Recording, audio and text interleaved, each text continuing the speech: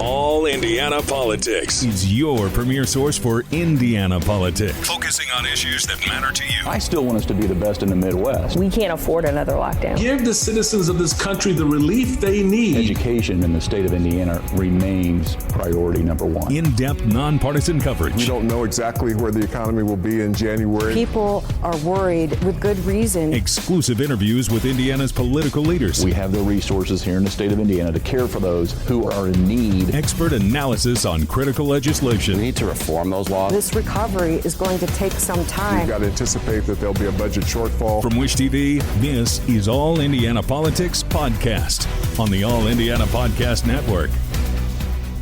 Good Sunday morning. Welcome to another edition of All Indiana Politics. I'm Phil Sanchez. State lawmakers are floating a new property tax plan. The chair of the House Ways and Means Committee wants to scrap all property tax deductions. The plan would instead impose a single deduction of 2/3 of your home's assessed value. We should also note the proposal has not yet been actually put into the property tax bill. The measure also would impose a single statewide cap of $3 per $100 assessed. State lawmakers say they think this would save the average homeowner about $77 per year. This is what's happening. We're using a levy-based system with a constitution that's what? Rate-based, haven't we? That's exactly the issue. It's a rate-based constitution, and we're using levies. Who's the county authority who's going to say, whoops, the school's rate is we're within this $3 world. Everybody's okay. Everybody's at the caps. We're all doing perfect. But you got too much money in the schools and not enough in the fire departments. Who's going to say that? No, I mean, that would have to be done legislatively. And it would say that for counties, I don't know, if it's 50 cents, don't hold me to those numbers, right, of course, but the summation of all those rate caps, they become rate caps, because the Constitution's a rate cap. The summation hits exactly 3. Thompson says the bill is still very much a work in progress. He says his committee likely will discuss several more options before it votes on a final bill. Well, turning to Congress now, Congressman Jim Baird says the new tariff war is necessary to counter China. And he also says the DOGE cuts are long overdue. He talked to our government reporter, Garrett Bergquist. Let's bring in Congressman Jim Baird. Congressman, welcome back to the program. Thank you, sir. So I want to begin with the spending battles in Congress. Given the kind of cuts the Trump administration is calling for, can you guarantee that we will not have another shutdown fight when the next budget year rolls around at the end of September? I can't guarantee that, but I feel like that if the Senate moves on this bill today, that will avoid a shutdown for now and give us the appropriate time to analyze and do what should be done before September 30th. And I'm expecting to try to do that long before that. But I can't make any guarantees. And I will say this as an example. The Ag Committee, we passed a farm bill way back last May, and it still hasn't been picked up by the Senate. And as a result of that, we're in the situation that we're in now. So. You said the continuing resolution is not perfect. What are some areas that you want to work on building off of that between now and September? Well, one of those is the farm bill. You know, we've got a lot of discussion and have just because of what I just mentioned.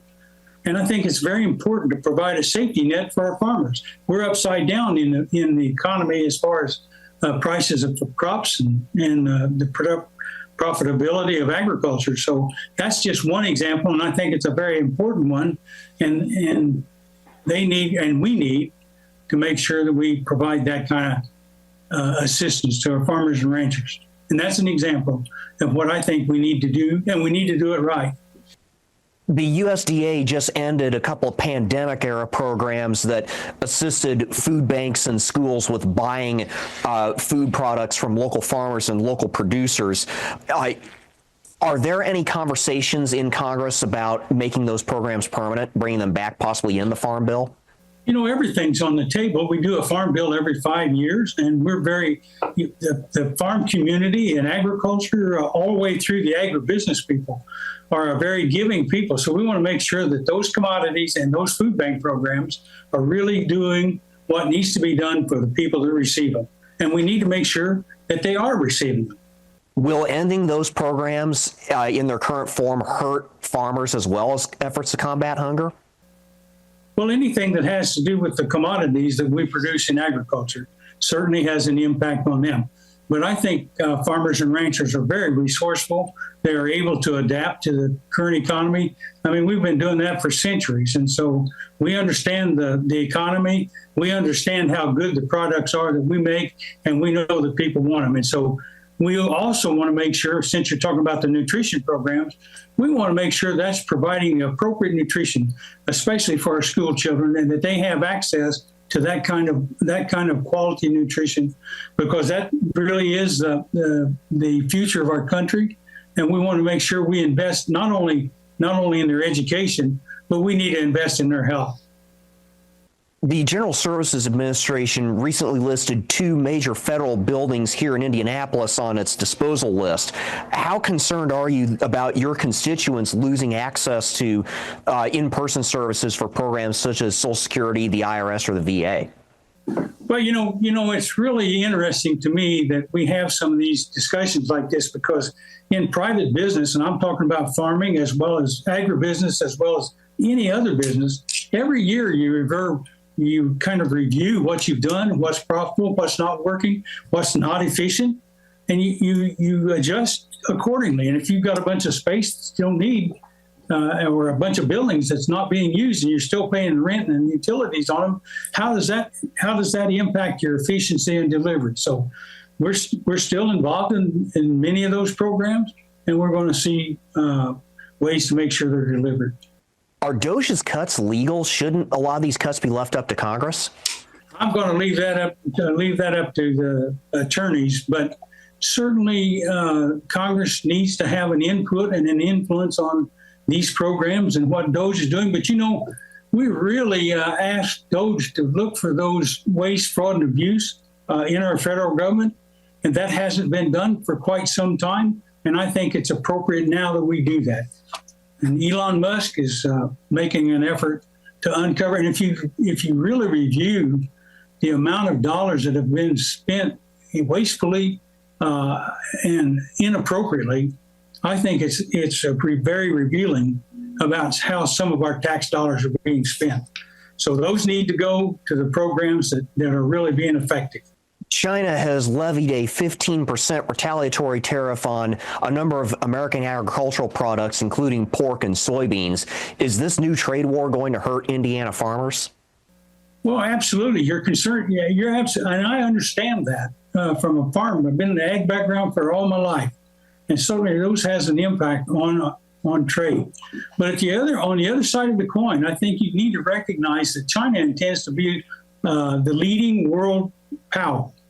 And they're doing all kinds of things, not only with tariffs, but they're doing things about letting fentanyl come across our border and really getting involved in the economy around the world and in competition with us as Americans. So I think these tariffs are simply a way to bring people to the negotiating table and see if we can't create a level playing field and to make sure that farmers have an opportunity for fair trade. Some of your colleagues have stopped holding town halls after several confrontations with voters. Do you still plan to hold town halls in your district whenever Congress is out of session? Yes. What do you make of the decision by some of your colleagues to not do so? Well, I think it's unfortunate that you have people that want to take over the town halls. And, you know, if you really want to do that, you really don't need the legislator there, because if it turns into that kind of lack of discussion, are you making any progress, or are you just taking over TV time? Before we go, I want to address a bill that you're co-sponsoring in Congress. It would enshrine the International Holocaust Remembrance Alliance's working definition of anti-Semitism into federal law. What would doing that accomplish, and why do you believe it's necessary? Well, I think it's appalling that our universities, which receive federal funding, have failed to protect our Jewish students and have instead chosen to stand on the side of Hamas. And if you look at what was done on October the 7th by Hamas, I don't see how you could stand on their side for anything. And so we need to bring them to realization, and we need our people to realize what this Hamas stands for. Congressman Jim Baird, thank you for joining us. Thank you. All right, coming up, she's one of the longest-serving lawmakers in Hoosier history. We showcase the 40-year legacy of Vaneta Becker. As we celebrate Women's History Month, we showcase the longest-serving female lawmaker in state history. State Senator Vaneta Becker has represented Southwest Indiana for more than 40 years. News 8's multicultural reporter Melea VanOstrand shares her story. Women still have a long way to go, and serving in public as a public servant has been a very rewarding yet challenging career, but I've enjoyed it. Senator Becker has served in the Indiana House from 1981 to 2005, served in the Senate since 2005, and has seen the state's political landscape evolve. But there are still disparities in the Senate today when it comes to the roles women play in the legislature, she says. She's proud that there are now more women than ever enrolled in law school. Women still do not make in the private sector as much money as men. In the legislature, it's the same, but we don't have as many chairwomen as maybe we should. Over the years, Becker has championed issues ranging from health care access to education. Some of her proudest achievements: passing the Children's Health Insurance Program bill, advocating for the completion of Interstate 69, and carrying the bill for the Dolly Parton Imagination Library, a free book gifting program for children 2 years ago. Though First Lady Maureen Braun is now securing funding for Dolly Parton's Imagination Library, Becker is disappointed that the House and the governor did not include the bill in their most recent budgets. I'm hoping before the end of the session that we get that back in the budget. It was only like $2 million the 1 year and $4 million the second, and that's out of a $44 billion budget. As she looks back on her decades of service, Becker hopes her legacy will inspire future generations. I would like to be remembered as a collaborator and also as someone who stuck to their principles and their ethics in service to my constituents. Senator Becker hopes the next generation of leaders get more involved and carry on what she and others set forth. I'm Melea VanOstrand, Wish TV, wishtv.com, or follow us on Facebook for updates. All right, coming up, Indiana's best political team weighs the latest property tax proposal and how the new trade war could impact Indiana. All right, welcome back to All Indiana Politics as we welcome in two members of Indiana's best political team, Democrat Kip Tu and Republican Tom John. Good to see you both. Let's begin with the latest on property taxes. Tom, we'll start with you. We heard the latest idea at the top of the show. Does something like this stand any chance in the House? Well, I think that he said, even in the comments, that this is something that is evolving. This is there. He's looking for new ideas as far as the chairman is. And what we do know is the governor wants to see property tax relief. We know that this has risen as the top issue in the legislature this year. And so I think whether that plan sees it or whether it'll be another one, you're going to see property tax relief, but it's going to continue to evolve. Kip, your thoughts on that? Also, Representative Ed Delaney raised the question of who would enforce rate caps under the proposal. Why does that matter? If you don't have enforcement of rate caps, you're going to have chaos. And I think that this proposal, I actually think, is a step forward because I think we have to protect the revenue of the cities.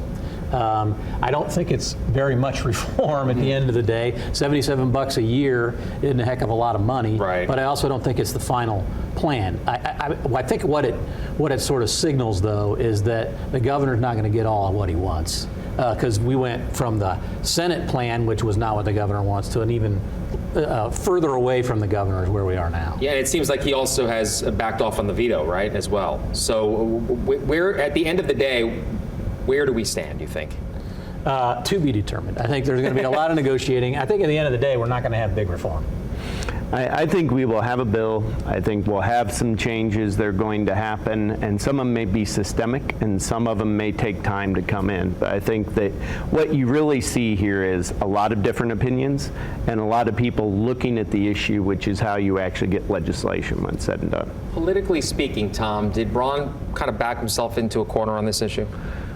Well, what he showed is it matters to him, and he was willing to step out and really step forward. I mean, obviously, coming out of the gates, this is a tough nut to crack, but he's shown how important it is to his administration.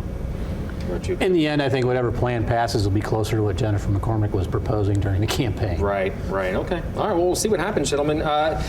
In other news that we want to talk about here, a bill in the legislature would set up a grant program, I understand, if local law enforcement carry out limited immigration enforcement actions in jail. So, Kip, would this lead to more law enforcement agencies maybe taking part? I assume it would. I would say that, we have stretched our police forces in the state of Indiana, especially in the city of Indianapolis, to their limits. We don't have enough of them. The feds ought to be doing the feds' job. I don't really want my local tax dollars going to something that's the federal government's responsibility. But there may be instances where it's helpful, but I think the federal money ought to be paying for it. Tom? I think it's great for the state to support local law enforcement that wants to step in and be of assistance to this, whatever the case may be. And so this is just an opportunity for the state to say, we appreciate if you want to step forward as a local sheriff, as a local police department, and we want to support that. ICE is already paying part of the training that goes into it, but this helps offset the other costs that are going to go along with being a good community partner. Speaking of cost, though, is it worth the cost? Because we're talking about folks who are already in jail, right? Well, it is a philosophical question, right? That if you believe and want to see the agenda from President Trump advanced, then you may step up and say, I want to be a part of this. And Governor Braun, who's clearly with President Trump, is saying, and the legislature is saying, that may be something that we want to help you with as a local community. Okay, well, speaking of federal policy, gentlemen, always a good one. Let's talk about tariffs, okay, shall we? Canada and China already imposing retaliatory tariffs on us, on our goods. At the end of the day, Tom, this good or bad for us here in the United States? Well, I think when on the State of the Union, we heard the president say this is going to be painful for a while. And this administration has taken a philosophy that they believe there are issues that need to be fixed, whether we're talking about fentanyl or predatory trade practices or other things. And this is going to be pain. There is no question that a trade war is a problem, but this administration believes that they're advancing the long-term American agenda and strength of the United States with that. Kip, how does this hit us here in Indiana? Well, first of all, it's been completely chaotic. The president changes his mind back and forth on a whim from day to day as he gets, I guess, other information or other people get inside his head. He is a chaos agent. It's not good for the economy. We've seen what the stock market thinks of it. It's been a free fall for several days. And it's just not, he doesn't have people around him this time who are adults in the room to tell him, you can't be doing this kind of stuff because it's actually going to hurt the economy. And so far it has hurt the economy. And now they're admitting that it's causing pain. And he ran on how he was going to fix the price of eggs at day one, and he hasn't fixed it. Everybody's still feeling more pain. So I think it's going to hurt him. Tom? Well, it certainly in the short term may. I mean, the Michigan Consumer Confidence Survey came out and said it's at the lowest level since 22. But I also think there's some potential benefit that it may slow down the economy, avoid any risk of further inflation, reduce prices of goods, and also potentially reduce bond rates, which helps bring back into the conversation the deficit and the debt. And how do we address those, which is obviously important in this administration. You just got to get there first, right, Kip? And that's the hard part. You do, and you don't want a president who's deciding that he wants to pick a fight with Canada just because his wife looked at the premier too far friendly. I mean, I think that's the reason it happened. Quickly, gentlemen, I have about a minute and a half left. The USDA has ended the 2 pandemic-era programs. One helped food banks buy local farmer products, and the other's also helping schools. So, Kip, could this potentially come back in some other form, you think? I hope so. Yeah. I mean, there's a lot of good USAID has done all over the world. It's let us be the world leader in a lot of different ways, using soft power. To have influence is important in diplomacy. It's important in also helping our, as you described, helping our farmers. It's been a almost universally well done program. Doge and Elon Musk is trashing it, but I think he's wrong. What about USDA though, and ending their 2 pandemic era programs though? Well, I mean, the pandemic is largely over, so I think that it's worth reviewing government programs when something's over. Tom? Kip and I agree. There you go. Sometimes we got to cut back on spending. I think this is a good example where something was put in place. It was pandemic era. It's not a part of the legislation. It's not even a part of the policy and plans of the USDA. And I think it should go away. And if it's important enough and works enough to help our communities, bring it back, but bring it back as a program that's a part of the budget. Okay. I like when you guys agree. That's always good. It's rare, but it's always good. Good to see you both. Thank you very much for being here. Yep, we'll be right back. All right, thank you for joining us for All Indiana Politics this week. And we'll be back here next Sunday morning at 9:30. And be sure to check out the All Indiana Politics podcast online at wishtv.com. Have a great rest of your weekend. From Wish TV, this is All Indiana Politics Podcast on the All Indiana Podcast Network. Watch All Indiana Politics live Sunday mornings at 9:30 on Wish TV and at wishtv.com. Subscribe to this podcast and listen weekly here on the All Indiana Podcast Network. And be sure to discover even more great podcasts at allindianapodcastnetwork.com.